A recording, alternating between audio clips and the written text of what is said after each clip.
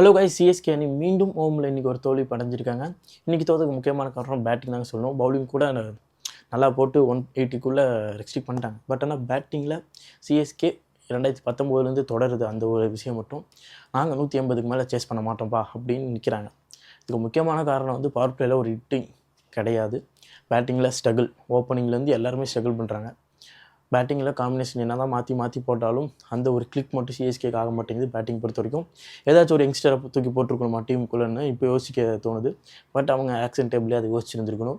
இல்லை அவங்க யோசிச்சது ஹூடாவே நல்லா கிளிக் ஆகும் இந்த மாதிரி நினச்சி போயிருக்காங்க. பட் ஆனால் அது பேக் ஃபயர் ஆயிருக்கு.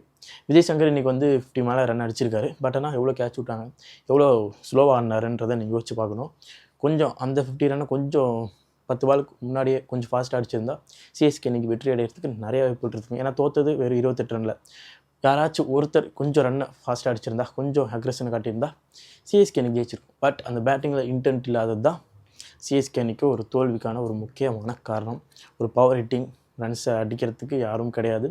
அடுத்தடுத்த மேட்சில் யாராச்சும் ஒருத்தர் நல்லா பிக்கப் பண்ணி ஜெயிக்க போகிறாங்கன்றதை பொறுத்து வந்து பார்ப்போம். ஓகே கைஸ், எம்எஸ்டி கடைசி வரைக்கும் நின்னாலும் இன்றைக்கி மேட்ச் தோல்வி தான் அடைஞ்சிருக்கோம்.